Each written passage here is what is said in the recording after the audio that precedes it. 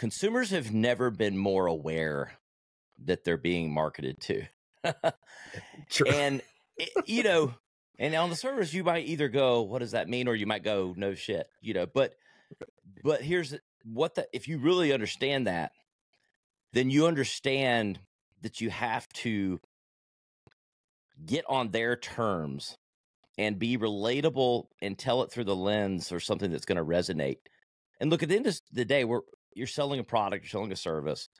So I don't want to like overstate this. It's not, I think sometimes people get a little too romanticized in the brand and consumer, like it's still a transaction. So I don't want to overstate it, but I do think the brands that are willing to take it a level further than service benefit, service price, offer benefit, offer price, consumers do and are willing to have a more intertwined relationships with the brands that they buy from.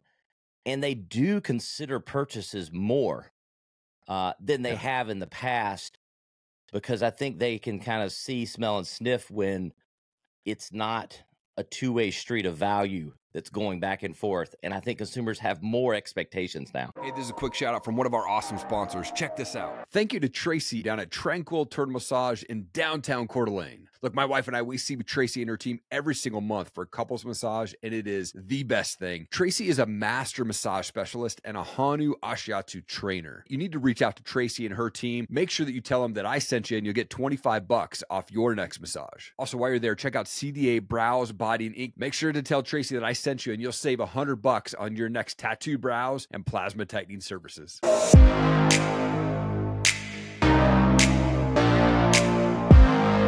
Ryan, you're a husband, you're a father, you're the founder of the Radical Agency, host of the #1 marketing podcast on Apple with Radcast, your speaker, coach, so much more, man. Thank you for your time. I appreciate it. Hey, Eric, appreciate coming on, and happy to be here. Yeah, dude, I like to kick the show off by going back a bit. You were born and raised out in South Carolina. What was childhood like for you? Yeah. I don't know, Southern roots, Southern values. Yeah. I mean, it's, I don't know. It was a quieter time. Sure. You know, it was a simpler time growing up. I don't know. I grew up, lower middle class, and, you know, didn't want for anything, or I didn't need for anything, but maybe didn't get everything I wanted. But it was good, man. I had 2 entrepreneurial parents that also worked 9-to-5 jobs, and so definitely the product of 2 entrepreneurs, and probably born to be a marketer. Come on. Oh, that's awesome, man. I mean, you've worked with so many huge brands. I mean, you're the guy who pitched Verizon on the Can You Hear Me Now? And now you have this 8-figure marketing campaign or agency there. What's been the hardest lesson that you've learned through the journey, though? You know, I think it's like appreciating the moment. And, you know, Eric, you hear people all the time, Eric, say like the journey's everything, you know, and I think for some of us, you know, like, especially when you're growing up and you're watching that, you're like, oh, it's easy for you to say that, you know, like, but I don't know, man. I think learning to scale is one of the hardest things with growing business in general. Yeah. And one thing am able to hand off tasks and not micromanage it. But at the same time, I don't think the skill set that you individually have that it takes to be successful at the first level is necessarily the exact skill set needed to 5X, 10X. And so surrounding yourself with people and or obtaining knowledge with which to scale, I think is vitally important, and probably one of the biggest learning lessons I've had to do the last 10 years. Man, so good. It's so important to have those mentors and coaches in your life, and surrounding yourself with people that are, you know, living the life that you want to live, and also the way that you want to live your life, right? Because I think there's people that can live that life but not morally be there, right? That's right. I mean, and look, you know, I'll come out and say it, and I wouldn't call myself maybe unmoral. I don't know who the judge was. I wasn't a criminal. Yeah. But I had a lot of successful career years that were very unsuccessful personal years. So I was very successful early in my career, working with large brands, sitting on the floor of CEO suites when I'm 26, 7 years old, because I was smart. I mean, and witty and charming, and I had a lot of success like at work, but I don't feel like I had a lot of personal fulfillment because I didn't really know how to blend the work. It's not even, I hate saying work-life balance. It wasn't necessarily the balance of work and life, but maybe I don't think I knew how to be a good friend, a good husband, a good boyfriend. I was good at work. I'm not sure I was good at anything else. Man, I had a conversation with a friend of mine, Kelly Cardenas, out on the beach in San Diego. We were at an event together. And I remember this was a few years back, and I just wanted so badly to be this full-time entrepreneur. And so we're sitting on the beach, and, I was like, dude, I just want to be this full-time entrepreneur. And he goes, Erik, of all the people that are at this event, there's 50 or so. He goes, they're all great entrepreneurs, but how many of them have great marriages? And it just like hit me. I was like, damn, I got my priorities wrong right now. Yeah, man. I mean, I went through a divorce, and it was pretty much all me. I didn't marry the right person for me. And my ex would say that now. We're actually fairly close. Good relationship. My wife and her get along. It's great. So it wasn't probably going to work out anyway, but I sure as hell didn't help it. And then now, having been with my wife for 10 years and married for 8, everything's different. I learned, I grew as a man and as a person and understanding. I grew up knowing how to make myself happy, but I had to learn how to make others happy. And once I did that, you unlock that shit. I get a lot happier when I make other people happy than just myself. And that was a hard thing to learn. But now I'm blessed, and I like to think I got it good at home and good at work. Yeah. Come on. I've been married for 19 years this year, and it's been an interesting journey. I mean, not every year's rainbows and sunshine, right? It's all about communication and getting through it. And man, I had to realize and learn, I got to put my wife and kids first a lot of times, man. And that's what really has helped, I think, the marriage for sure. Oh yeah. And I mean, we have 4 boys. So I mean, I'm in a game. We had 6 games this past weekend. Oh geez. All of them played basketball. We had a couple makeup games. So we had 1 Friday night and like 5 on Saturday. We finished up at the gym at like 4:30 in the afternoon. Oh, geez. I mean, I love it. We love it. It's just what you do, and we're blessed to do it. Yep. Yeah. We're getting ready to start baseball, and I've coached my son's baseball for the last 5 out of 6 years. And so winter camp starts this weekend, and then it's going to be 3 days a week of practices and games, and it's about to get crazy in our household up here. Exactly. Yep. But, a lot of people would kill for having kids and blessed with health and all those things. So I want to get into your private radical family newsletter. I signed up. Everyone else should be as well. When folks sign up for this, like what can they expect? What kind of knowledge are you dropping in there? Yeah. I mean, I've tried to make it different. It's definitely through my voice. I call it part knowledge, part fun, part irreverence, but a lot of personal branding, marketing. I think whether you're a business, because again, I come from working with big companies and all that, whether you're a business or someone trying to grow their personal brand, or someone trying to get into podcasting, I think there's some themes that resonate. And then I'm just trying to share perspective through the lens of a entrepreneur that owns 4 companies.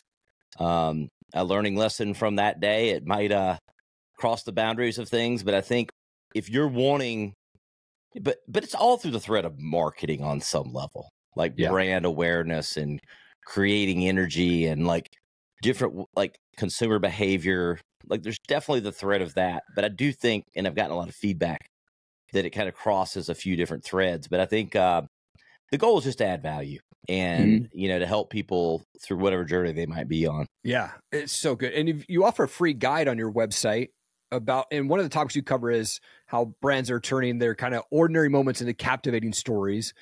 How important is storytelling when it comes to personally branding, and where's step 1 for someone to get into that? Yeah. I mean, I think it's vitally important. I say this a lot, and you'll hear this in my content, and consumers have never been more aware that they're being marketed to. Sure. And and on the surface, you might either go, what does that mean? Or you might go, no shit, but here's if you really understand that, then you understand that you have to get on their terms and be relatable and tell it through the lens or something that's going to resonate. And look, at the end of the day, you're selling a product, you're selling a service. Yeah. So I don't want to like overstate this. It's not, I think sometimes people get a little too romanticized in the brand and consumer relate. Like, it's still a transaction. So I don't want to overstate it. But I do think the brands that are willing to take it a level further than service benefit, service price, offer benefit, offer price, consumers do and are willing to have a more intertwined relationships with the brands that they buy from. And they do consider purchases more than they have in the past, because I think they can kind of see, smell, and sniff when it's not a two-way street of value that's going back and forth. And I think consumers have more expectations now. Yeah, it's huge. And especially, I think, in the world of reviews, I know that, my wife and I, we shop on Amazon all the time. And the first thing we're looking at is those reviews. Like, is there items that are broken? And we're going to skip right over it if that's the case, So it's so huge. But there's a lot of information out there. Yeah. And there's a lot of options out there. So if you can create an emotional connection with your customers, you have a lot better chance of winning. And that's where marketing kind of comes in. It's about storytelling. Yeah. But it's really about understanding current perception is at a certain place. And marketing is trying to take that person from a current place to the present place that you want them to be at. There's always a current state and a desired state. And a great marketing moves that consumer from one to the other. And storytelling creates a more direct connection from those two places. But it's done through the lens of an insight, and that's marketing strategy. And that's what's lost today. And so if there's anything that gets up my hair faster than anything, is a lack of understanding that there's strategy involved here.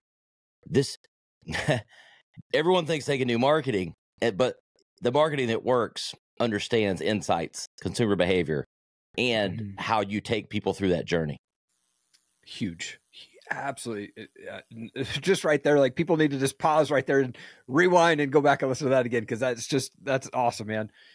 Newsflash, your coffee sucks. Here's why. Big brands rely on bulk roasting, which compromises the quality of the coffee. Blackout coffee is handcrafted in small batches, and it's roasted just 2 to 3 days before it ships to you. The so-called big brands out there are not even serious about American values. Blackout coffee is all about duty, family, values, rights. They are true patriots who are endorsed by Dan Bongino, The Benny Show, and many more. So ditch the basic coffee and get ready to engage in your battles with Blackout Coffee today.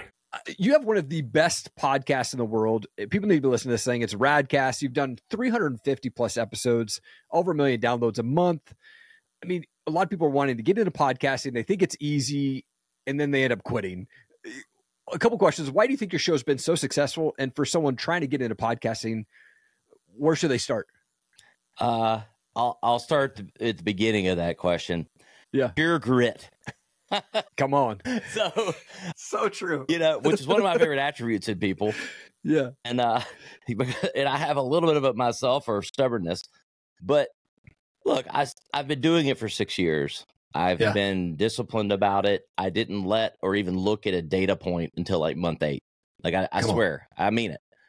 Because, 6 years ago, it was certainly podcasts were around and starting to pick up steam, but it was a little early on that growth. I mean, it really escalated the last, 4 years with COVID and a lot of other things. But I just said, I believe in this. I'm going to do it. I'm going to create discipline, and no matter how I feel or what I think, I'm just going to keep doing it. Yep. And I did that. And that alone, if you build it, doesn't mean they will come. True. I did once, 8, 12 months in, start to look at the data, and it was okay. We weren't ranking, but we had hundreds or thousands, a few $1,000, something very generally respectable for a startup show. Sure.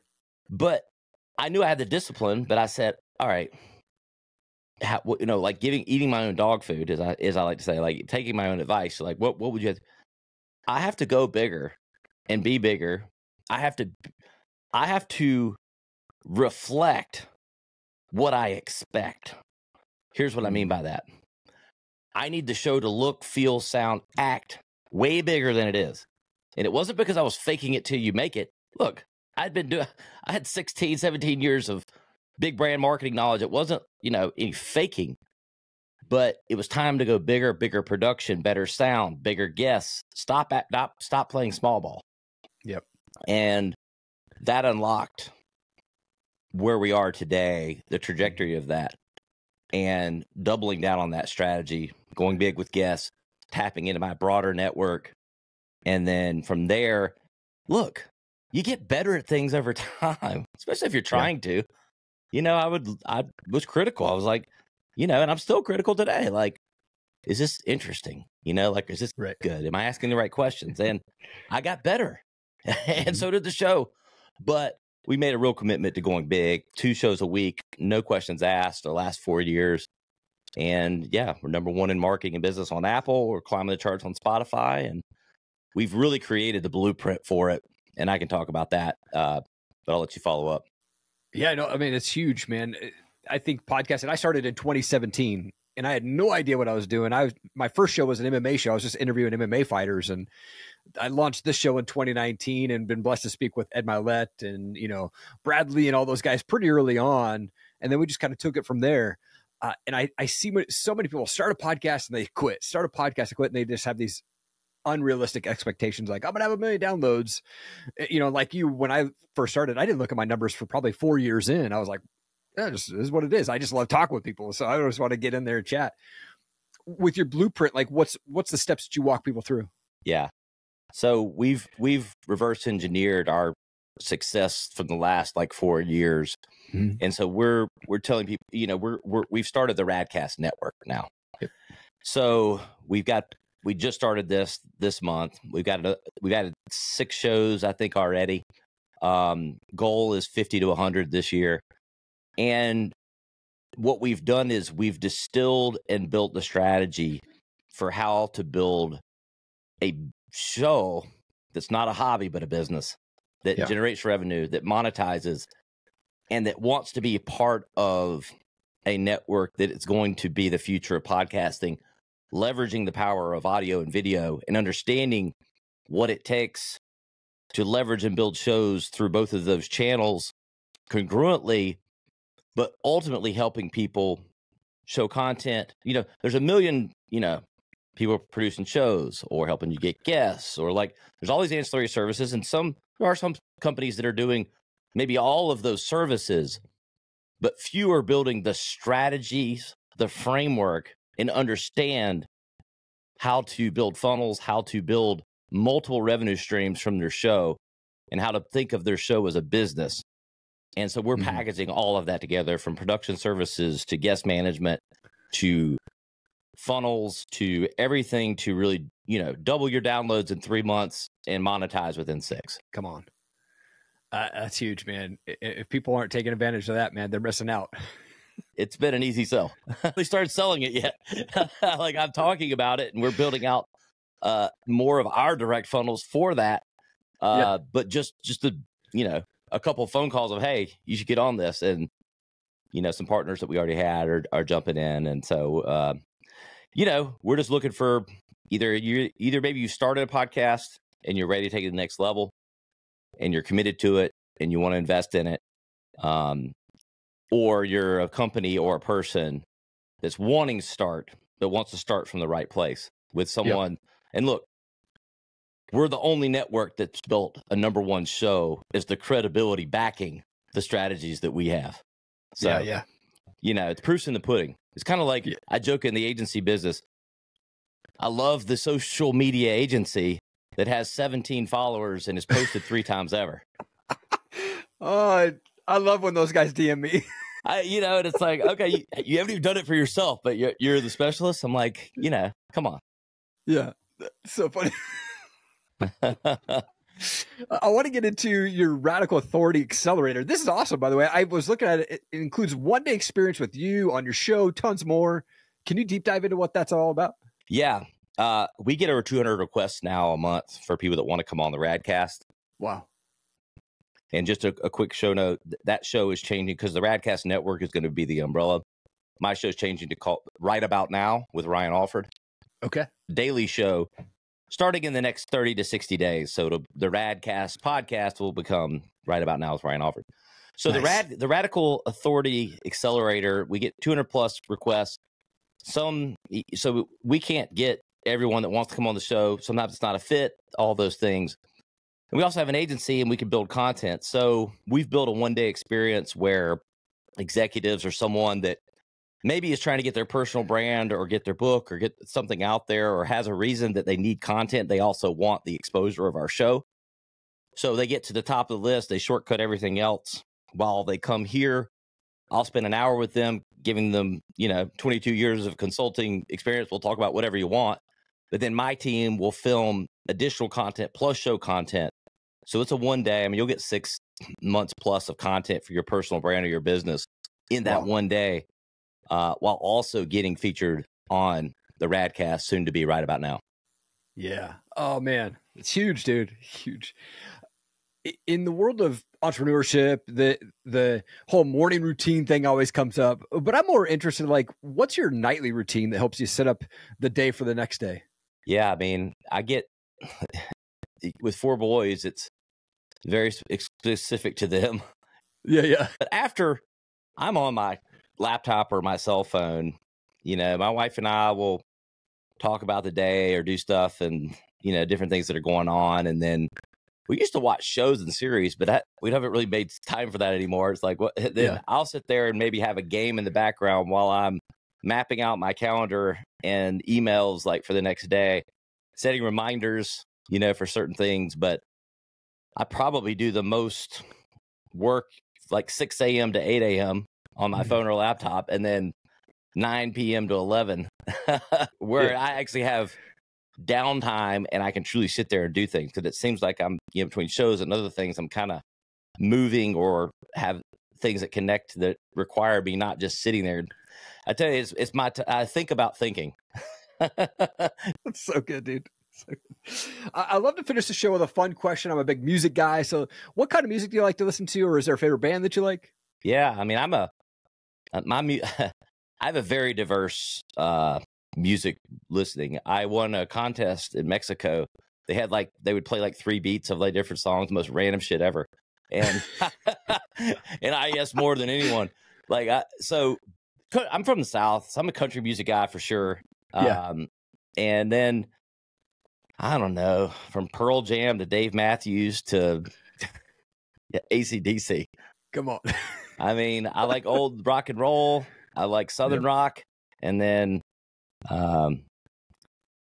just about any country these days. Some of the newer stuff's gotten a little poppy, but some good. I don't know, Kenny Chesney or throw on some country music and get me on my houseboat and have a beer in the hand, and I'm happy. Right? Oh man, I was basically a pure metalhead growing up, and then I worked for Universal Records for a year, and they're like, hey, you have to actually listen to other types of music too. And then my first country concert was actually Kenny Chesney, and it flipped the switch for me. I was like, dude, this is awesome, man. So yes, that's American music right there. Yeah, it's fun. It's easy listening and good storytelling. Yep. Oh, for sure, man. Ryan, thank you so much for taking time out of your day, dude. This was an absolute amazing show. You're an absolute world changer, man. I'm excited for your new podcast coming up, The Daily Show. Man, it's going to be so good. Thank you for taking time out of the day, man. I appreciate it. Thanks, Erik. Appreciate you having me on. Let's stay in touch. Absolutely. Thank you so much for checking out the show today. I really appreciate it. I hope that my guest was able to bring you some amazing wisdom and knowledge to help you continue to fight for your goals, your dreams, and your purpose. If you could do me one big favor and just hit that subscribe button, I would so appreciate it. Thank you so much for your time. Keep changing the world. I believe in you. Have an amazing day.